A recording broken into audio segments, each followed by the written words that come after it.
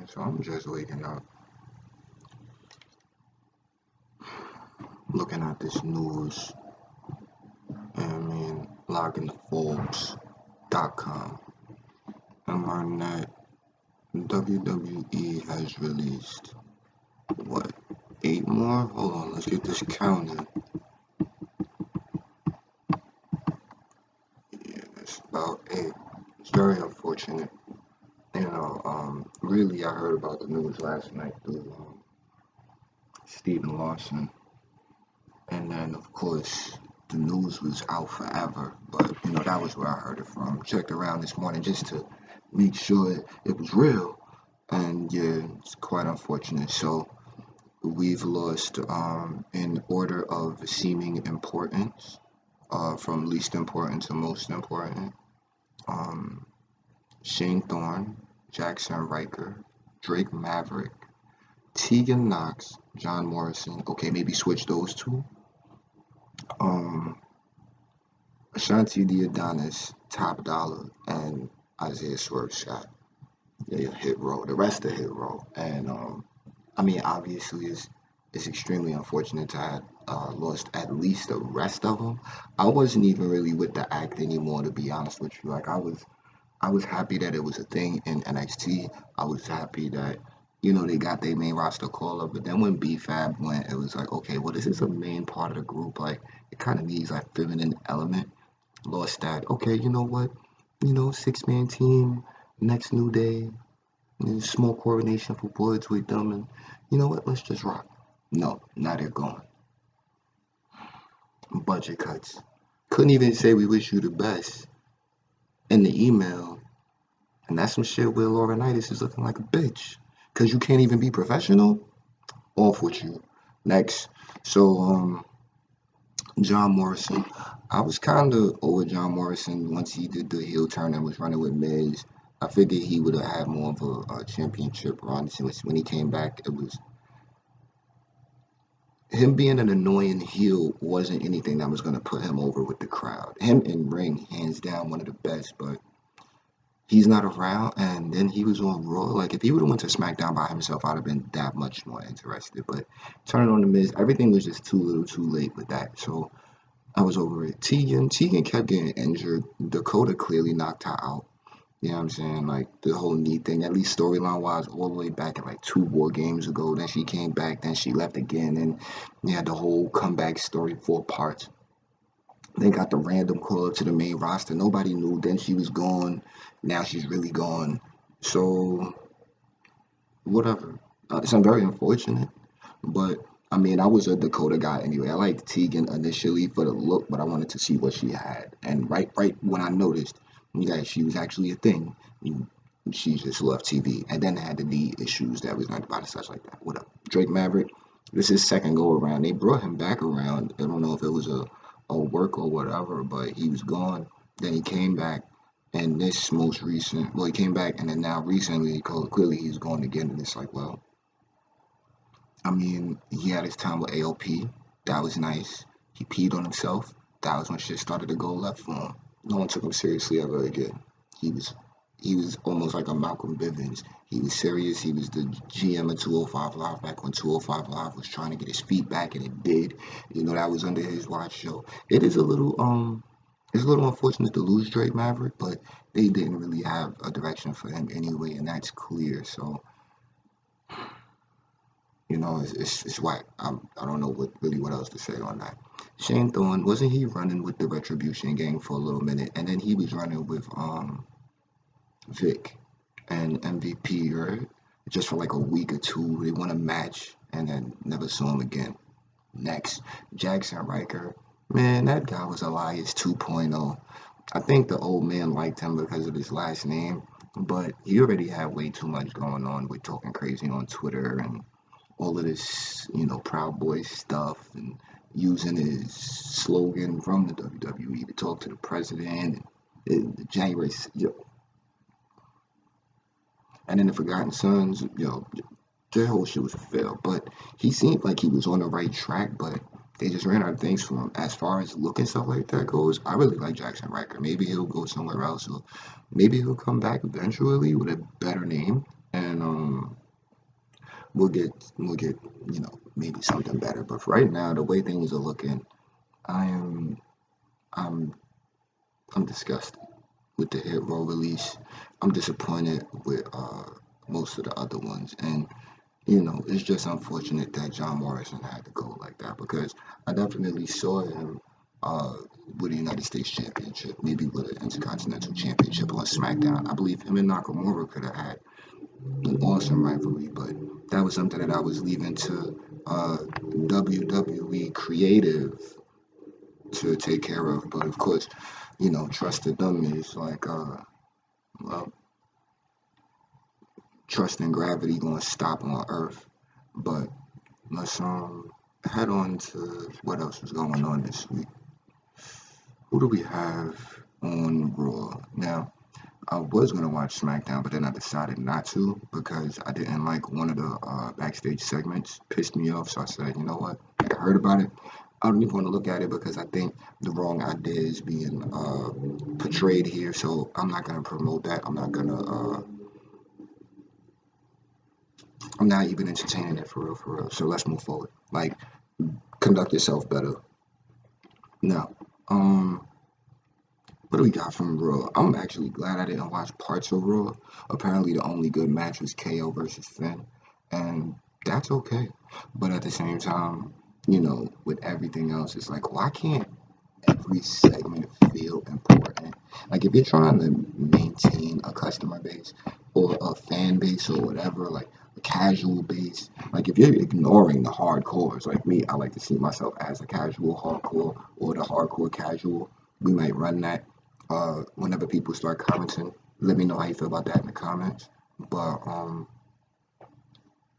yeah, Raw right now, with most of this stuff that's going on, if you're not gonna make an interesting character, you're not gonna make interesting characters, then you're not gonna have interesting storylines. But how do we make interesting characters based on the storylines? You have to have interesting storylines. Something I noticed the old man used to do was use the real life stories of the superstars and just mesh them into his little, excuse me, microphone, creative storylines. But clearly we see that stopped happening, and the closest we have to it now is Becky and Charlotte, which is the best shoot into a worked thing I've seen in a couple of months. Really, I haven't seen anything more recent.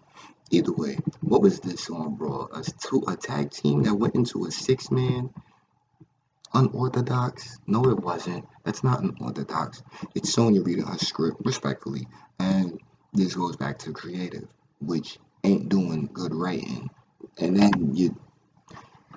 I think it's important to have all of the superstars on television because of all of the contract stuff.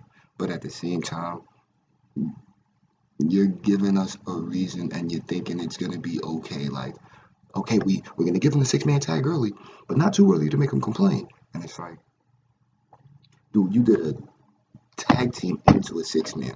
Why not just have something else going on in that? Oh, well, what? Says the people on creative, and then everybody in the fan base says, well, you're the one on creative. So, you know what we're going to do right now, please pardon me, let's take a quick pause. We are going to look up synonyms for the word creative because I refuse to keep on calling that place, you know what I'm saying? Hold on. We've got a couple. Imaginative, clever, artistic, original, inventive, innovative, ingenious, inspired, and visionary. I'm not saying any of these things that, well, inventive. So WWE inventive. I think I'll just call that because I'm not going to keep on lying to myself and just keep on calling them creative. Either way, you could have invented something new. Look, there's a novel concept. Inventing. Instead of trying to create something, invent something new to add to the formula or just change it all together. We don't understand needing to promote progressive or a stack or two or whatever, you know what I mean? But you can very easily get that in there during something else. Like, y'all get paid hundreds of thousands of dollars to do this, millions of dollars regularly to do this. And you're telling me y'all more focused on saving money than trying to save your product? Let's continue, man, because I'm not even going to entertain that tag team in the six-man tag. I don't care who's in it. Take a hint. Um, Bianca beat Tamina. We need Tamina on TV, says whoever. I mean, is she really great in ring or is she just a solid person to lose at this point? We need matches with niggas, pardon my language, but we need matches where we don't know who gonna win. And right now with the whole Dewdrop thing or Piper, I'm gonna call her Piper, but we're looking at the website also. But yeah, I'm actually liking the idea of Bianca Belair taking on uh Piper because that's gonna be a good test of strength for Bianca, and then it's gonna be a good test of the US for Piper. Like, we know she could get crazy in NXT UK, but now you're over here on the main roster in the United States, like against a former women's champion, like period, drop momentum and all the rest of that horrible inventiveness. And we can see what's really good. I'm liking those two in the ring. I think they'll tell a really good story. So that's a bit of the intrigue. Liv taking on Becky. I feel like we should have built Liv up a bit more. I don't like Liv beating 5 people and then automatically getting a championship shot. But this is me saying I don't like, a championship contenders match, giving a loss to a champion and then making them have to defend the title next week. We have a whole division. Like, why couldn't Liv maybe fight a bunch of other people, or maybe just 2 weeks of a build with no Becky, no women's championship, and then let the conversation come about. Most of the fans jump on super early talking about, oh no, they need a title push immediately. Now, Liv been around for a minute, let's not front, but I do believe that the stories need to be a little more organic, and championship contenders matches or getting thrust straight to the title opportunity, it's not really saying this is an organic build. We're not seeing ours because we might as well have fucking groveled to get Liv in this spot, and it doesn't even feel organic. I mean, we're all happy for Liv, most definitely. Like, God bless Gianna Daddio. Meanwhile, we know she's not going to win here, right? I mean, I'm optimistic, but realistically, the only way Liv walks away with that championship on Sunday at Survivor Series is if Becky goes down with an injury, and nobody really wants that. I don't even think Liv wants that. So, a strong showing is the most we could hope for. She standing tall. I seen the graphic of Liv holding the championship. Needed a little better than that, but I'll take it with the red leather and the red championship. It was points. I give that a 7 maybe. Street Profits and Alpha Academy. I'm liking Otis. I'm liking Chad Gable. If y'all let Chad Gable go, that's gonna be the biggest mistake y'all made since letting go of Hit Row. But that's neither here nor there on my side. Taking on the Street Profits. Look, we already know they good, man. Now I like to rep for clearly like the black acts and stuff like that. The only reason I'm up this early right now is because Hit Row was eliminated. Like, what? Right before Survivor Series, they couldn't. I'm not gonna do this, but I do like all of the superstars for the most, as far as like a casual guy that watches every week. You know what I'm saying? From the hardcore space. But either way, um, do more with the Alpha Academy. The Street Profits already solidified. The Alpha Academy needs to be beating up Ziggy and Rude, or Ziggy just needs to go. Respectfully, just go somewhere else now. I'm so tired of seeing him on TV. I've seen him for years. I don't like talking about this, but years ago when I tried my little podcast on Anchor, I spoke on seeing Seth Rollins and Dolph Ziggler for like 7 weeks in a row. It felt like, yo, how many times are we gonna see these cats? But then let me be quiet because next thing you know, that's gonna be the next program, right? Either way, I don't think they care about us. I think they care about their corporate daddies paying them. Queen Zelina defeated Nikki Ash. Oh, so we're filling up time with the ladies like this. So you're gonna have the Queen be the champion.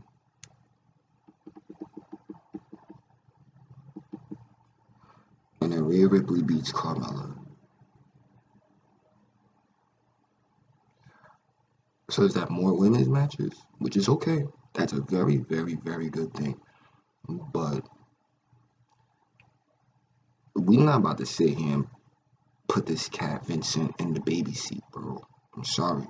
Them cats across the street is clapping on him every week, regardless of how everyone feels right now. He's clearly moving in some form of attempted forward. I think that's the optimistic way of saying it.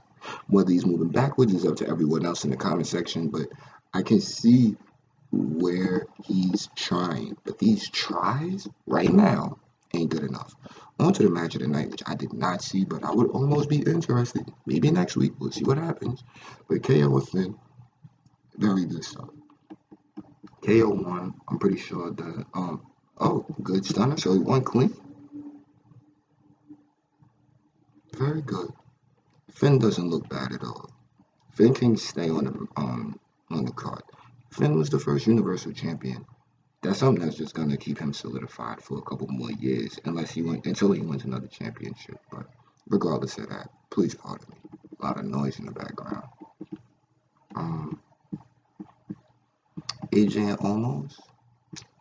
I'm over Ziggy and Rude, man. AJ and Omos was obvious. People are getting tired of seeing AJ and Omos together, but I mean, if I was to see anything, I would want to see AJ go for the championship again, and then just keep Omos as that insurance policy. But that's just what I would want to see, and we could just move the stories forward and see what Inventive thinks up, but that's down the line. Rey Mysterio was mad because Dom got kicked out of the Survivor Series team. Now, if we're looking at this streamline from when they released the roster on Twitter, well, the teams on Twitter until now, I think they were making somewhat of a fun story, or at least attempting to invent a story. Like they had everybody now Dom is out. There's a whole bunch of changes on the women's team. Also got a surprise person. It does make things somewhat intriguing. Oh, so that was the main event: Bobby Lashley and Rey Mysterio, and Bobby Lashley obviously won that shit. So,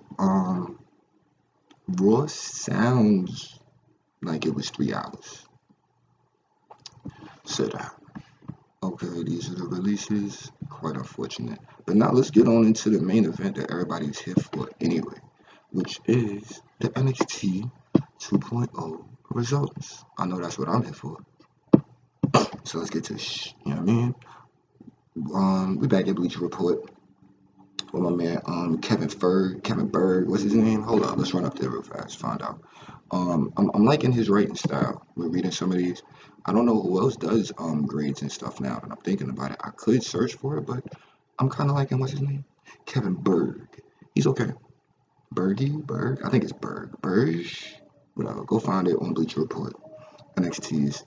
I'm not gonna sit here and read through the whole thing. If y'all want that, then holler at me in the comments. But what we working with here? I saw this episode. I was actually when you're looking at it from they just trying to come up space. I enjoyed the show. I'm not looking to see like 5-star matches. I'm looking to see high level entertainment, and that's what they're giving. But the matches do correlate with that, or at least they should. Looking at my man Kev's grades from this week, not exactly into that main event. Either way, what is he talking about up front? I ain't talking about Dakota returning to take the C Raquel. Of course, the championship. Dynamite made plenty of enemies. Now we got them taking on Jacket Tom and Odyssey Jones, because Odyssey Jones just clearly has nothing better to do. He's supposed to be the new Keith Lee. Very, very, very big shoes to fill. Now, he ain't got to fill Keith Lee's shoes, but he definitely needs to make Odyssey's. I see it for him. Cameron Grimes and Duke Hudson in that poker match. I might read that one because I like how this guy put that into words. He really, really got the point home with that little poker match, and I was feeling the same way watching. Meanwhile, Tony D'Angelo took on Dexter Lumis. I think that was the opening match. So, and then there were a couple of backstage segments with like MSK still on their little journey to find their shaman apparently, or whatever. But all right, so Loomis took on D'Angelo. And then we have my man Mello going on out there too with Trick and all that. And Pete Dunne. All of these names and faces. Okay, so um it was okay as far as physicality goes. Pretty standard match. D'Angelo looks good. We don't want him to get winded too fast. So I would say just as far as like performance center energy goes, I think he should just become a little more lean. Especially getting in there with somebody like Loomis, and Loomis is that guy's specimen, bro. Like he keep him going. Keep him going. Mello and Trick, I'm fine with that. These guys, they've got senior citizens writing their promos, so you can't expect much. I'm gonna continue to bring up this Enzo energy as far as a promo happens, and I know we spoke on this last week with Tony D'Angelo, but you see how it's all like these are all essentially good promos outside of Loomis because he doesn't really talk, but these are all good promos in the ring. Trick Williams, quite possibly. Mello, quite possibly. I think they need to hone how they're saying the lines as opposed to listening to what Inventive is telling them to say backstage. You know what I mean? Like, you gotta, if you're trying to draw the audience, you gotta say it in a way that the audience that you're trying to draw is gonna wanna listen to, key into, and then retain, like keep their keep their attention on. Whatever though. Um, yeah, they did the little cheer thing with Loomis after the fact, so that's sympathy on Loomis. And then, this whole thing with Gargano, they pushing this son-in-law energy. Like, look, it was cute with Triple H. Now pushing this energy, it just feels like nah, they making this. The changes aren't seamless. These transitions aren't seamless. It feels like they're forcing family now. Like that's what it feels like. Meanwhile, that whole match gotta see the the match for me with thinking about television time really. I wasn't upset about it. To get a C, I mean, if you're looking for a full course of good match, great win, celebration, then maybe some crazy shit after the fact. I don't think that.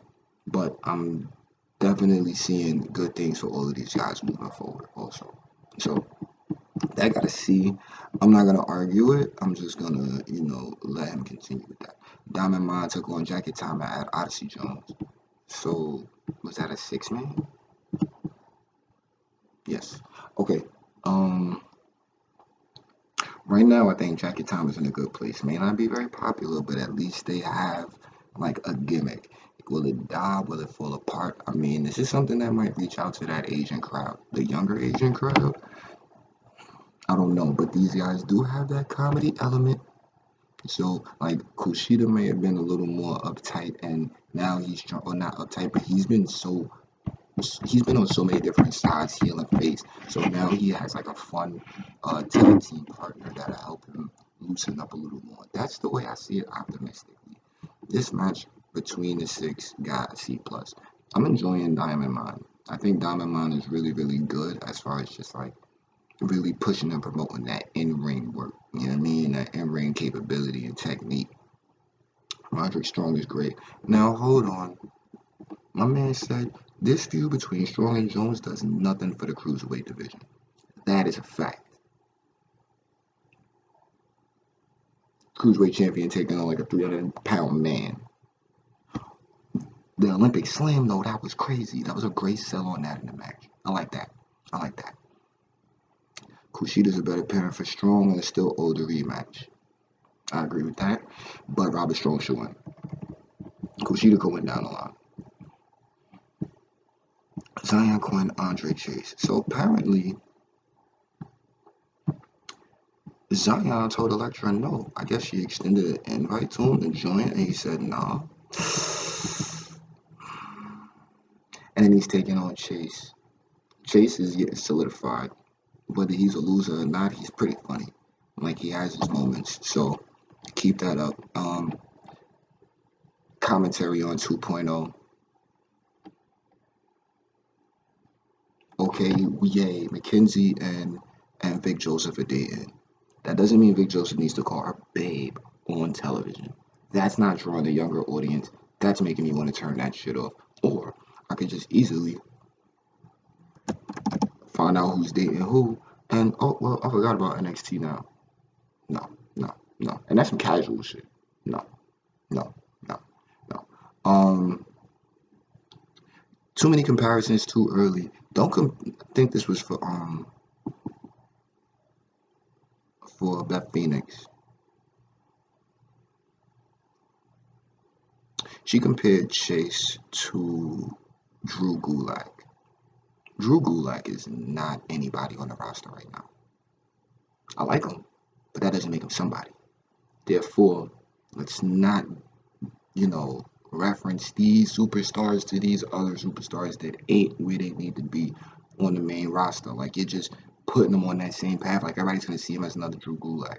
I mean, it is funny, but the old man stayed trying to push this little college gimmick from the Spirit Squad to the B team to even this now. But this got a little bit of steam because it's on NXT, so let's give it some time. See if we get some goodies. Mendoza jumped in this match after the end, and Electra came walking up looking like a just a empanada in the foil still, and yeah, it was alright. Then they slammed him onto the little steel grating on outside by the timekeepers area. Good shit, whatever. C plus. I'm more interested in the story that's going on here. Okay, Poker Showdown, Cameron Grimes, Duke Hudson. This shit got a D plus. But why, Kevin?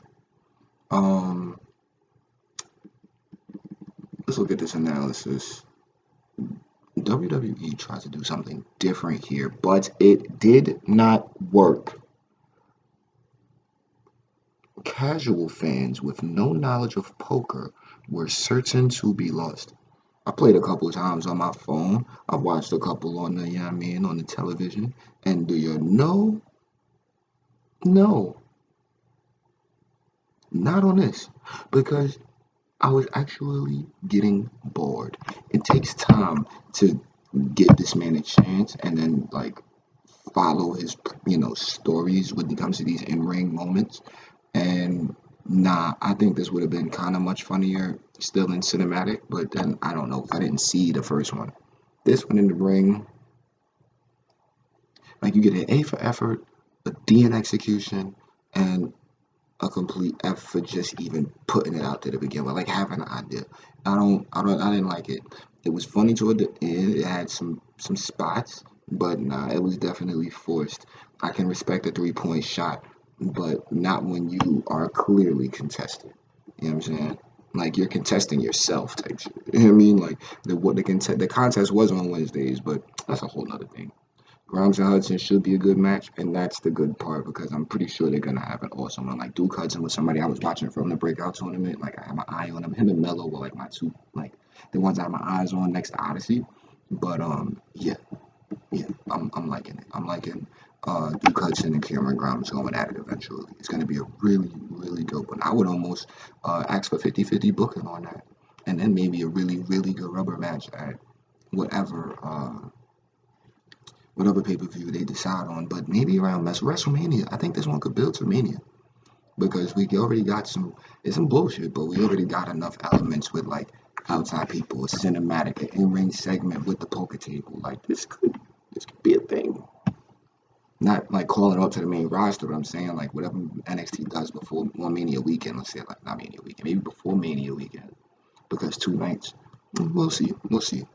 Then we got Kyle O'Reilly and Von Wagner taking on Briggs and Jensen. Briggs and Jensen are definitely that redneck tag team, and I don't even want to say redneck disrespectfully, but I'm saying they're the country boys.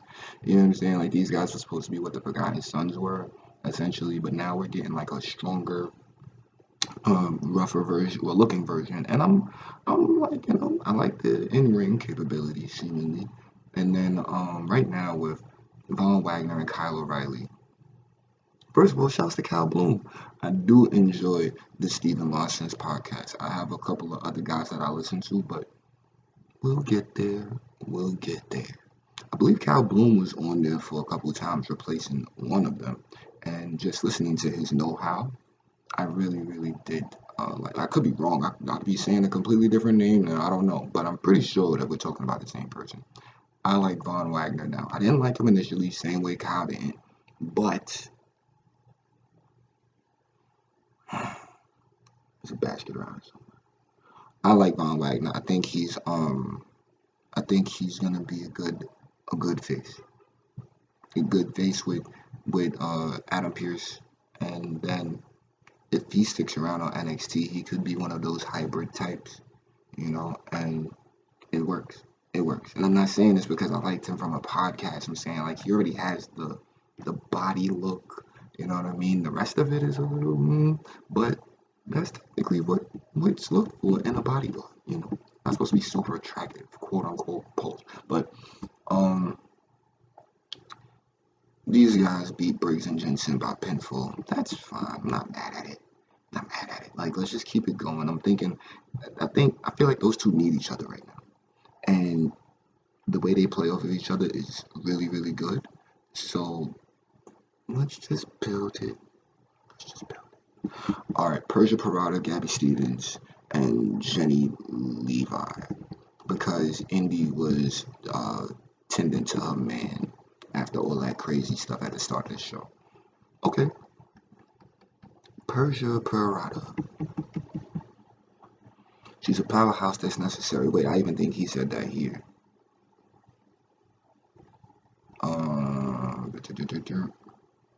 Let's see, it's probably in the analysis. This match got a C minus, by the way. Oh, he said she can't act, but she's a powerhouse in the division that needs that kind of strength. See, believe it there. Now she's supposed to be the newcomer to Raquel Gonzalez in 2.0, but I would still go Raquel Gonzalez over Persia. But let's maybe give her a chance. Let's give it to the end of the month. Then we'll have something else to say, maybe. Alright, so then they had a bunch of promo segments. Casey and Kaden at their music concerts. I enjoyed the look and the energy and the atmosphere that they were both giving off. And then the environments that they were in giving off that energy. LA Knight, probably one of the best promos on NXT. Like, top 5 promo, hands down. Grayson Waller, during the little lashing out segment. Yeah.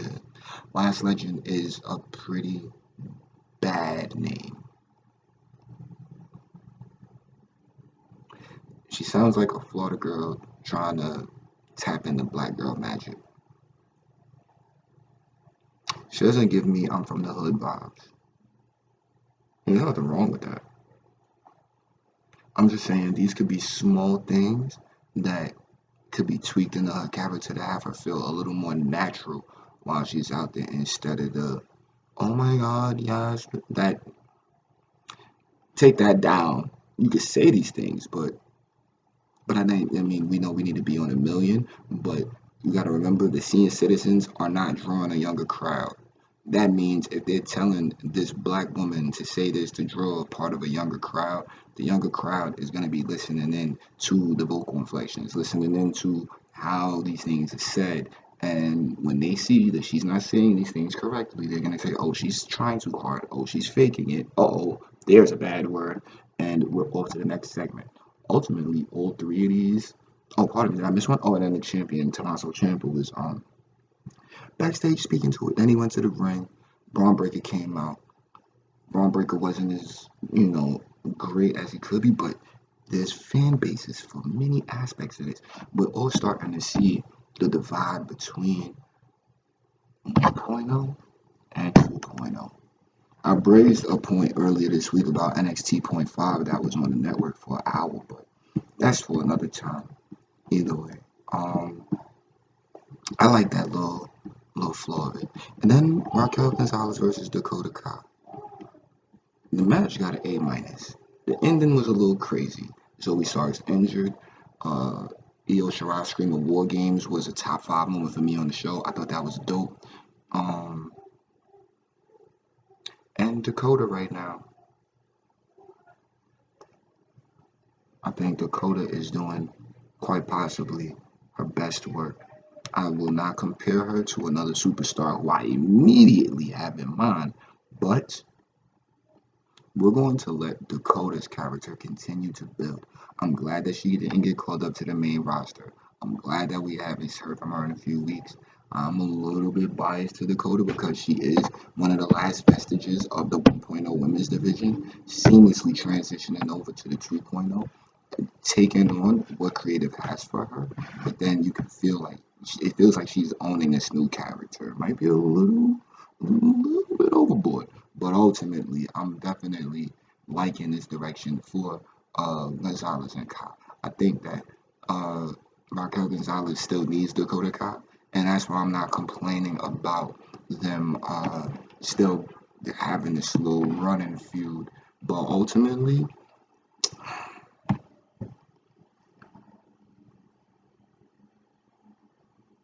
I think that the grading system this week for NXT was pretty solid. A lot of C minuses, a lot of C's, and then an A minus at the end. So what's that averaged? And then that D plus for the poker segment. So that was a drop. That's on average about a. I want to give it a C. That's a C. So that's 2 weeks on a C or something like that. I'd have to go back and watch. Maybe start writing these things down. Yeah. Either way, it's NXT. Ain't no recaps, man. I don't want to hear that. I'm tired of seeing recaps on TV. That's not what's happening here.